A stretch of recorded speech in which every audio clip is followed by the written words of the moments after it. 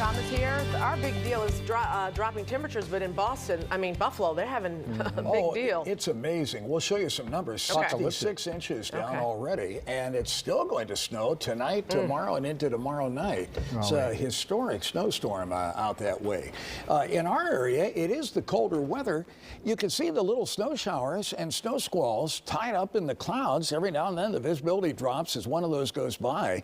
They were interesting to look at, put a light dusting of snow down, but nothing like what's going on the other side of the lake.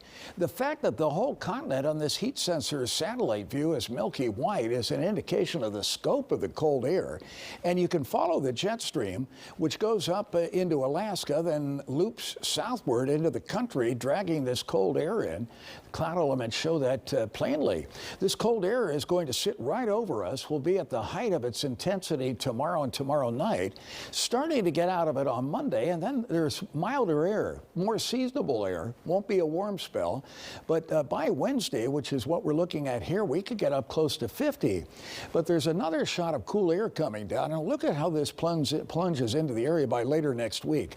What one wonders is, might a storm run up this boundary and put us on the backside, giving us some rain late Thanksgiving that would go over to snow late Thursday night or Friday. A lot of details to work out on that, but an interesting pattern to follow. Here's the jet stream we wake up to tomorrow. Here's the flow by Monday, and that's a dramatic change. That'll bring some Pacific air in and take tomorrow's 20s and change them to 40s on Monday, Tuesday, and Wednesday next week. And then this deep trough develops, and that is always a sign that you watch carefully what's going on. The cold air is running off an extensive snowpack that has almost 40% of the country covered with snow. That's about 5 times the amount of snow we had at this time a year ago. And the result is this cold air can run unimpeded into the country. We're at 21 tonight. It's 18 in Dubuque, 14 up at International Falls, and they've got teens in North Dakota as well, with strong winds that literally blow from the northern shores of North America up in the Arctic, right down through Canada, and then this whole wind field extends eastward, and it's coming off the Great Lakes. That's what sets Buffalo up for the strong. See how the winds blow right the length of Lake Erie? It's a perfect setup for them to get snow. I'll show that to you on radar in a moment. Wind chills are 9 in Chicago, but sub-zero is close by as Mason City, Iowa. So it's a little bit of a nippy late November night with a 21-degree temperature and a 9 wind chill going at O'Hare, with winds at 11 miles per hour, stronger than that in gusts. The 30 was a distant memory because that was early today. We've been falling through the afternoon, and we're at the day's low right now of 21. We're below normal with gusty winds adding to the chill, and no sunshine today, 0% of our possible sun in the Chicago area. Well, the setup tonight is one which continues this downhill trend in temperature. These are highs all week. We started at 42, and we've been losing ground ever since. We were down to 30 for a high today, and we'll probably be in the upper 20s tomorrow. Got teens going from West Chicago to Harvard, Dyer, and Plainfield, and low 20s. Those are the warm temperatures in Joliet, here in the city, and South Holland. Not very warm tonight, pretty uncomfortable, and there it is in map form. And of course, we've got wind blowing. These are double-digit sustained winds for over a 10-minute period, but there are gusts that take it up to 31. Because the lake is still warm, the air rises over the lake. That encourages the cold, dense air to blow in ever stronger, very strongly along the lakefront, so that enhances the wind gusts right on the shoreline and keeps the whole area in almost single-digit temperatures.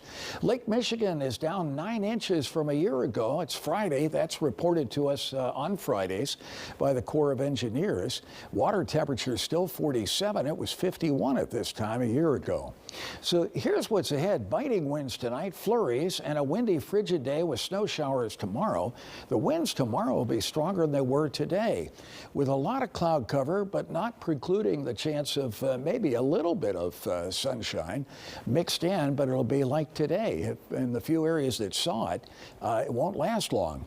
But here's where we recover into the 40s on Monday, Tuesday, and Wednesday of next week. The winds will be strong. We expect gusts to go up upwards of 39 miles an hour tomorrow, 28 on Sunday, and it stays windy even with the temperature recovery Monday, Tuesday. So that means there'll be some wind chills in here, and these temperatures may not feel as warm as they look, but compared to what we've been through, we go from below normal temps to kind of near normal temps for at least a time next week. We'll show you the radar at 10 o'clock, especially that one feeding into Buffalo. It's a classic heavy snow pattern there. They've got 66 inches of snow down on the ground at places. We've got some new numbers to share with you on that as well. But tonight, widespread cloudiness, blustery cold, a few flurries at times, winds 13 to 32. What you'll notice is the west winds now will turn south-southwest by morning and stay strong. There's a trough that's going to shift those winds back to the west-northwest in the afternoon, and the transition is going to be a very windy one with a lot of clouds tomorrow, wind and several snow showers going through the area. High of 29 tomorrow with the wind chills staying 0 to 20 during the day and some gusts building to 40 miles an hour with that wind shift from the south-southwest to the west-northwest in the afternoon. Then clouds scatter tomorrow night. That allows temps to really tank down to 13 in the city, some upper teens far northwest suburbs, and still windy. And during the day on Sunday, more sun than we've seen in recent days, but windy still on a high of 32. But we go from early clouds to mostly sunny skies Monday afternoon as the warmer Pacific air takes over. We'll be up to 48 Tuesday and 42 on Wednesday. Then Thanksgiving Day, clouds over, could rain later in the day and change over to some snow Thursday night or Friday. Too early to call it a storm yet, but it's the kind of thing we'll watch. You know, things went the wrong or right way, depending on how you look at it. You can spin up an interesting system. But that would be after everybody gets to where they're going on Thanksgiving, I think. Yeah. Well, we'll keep checking in with you, Tom. That's good, Ray. Thank you. See you later. See ya, Micah.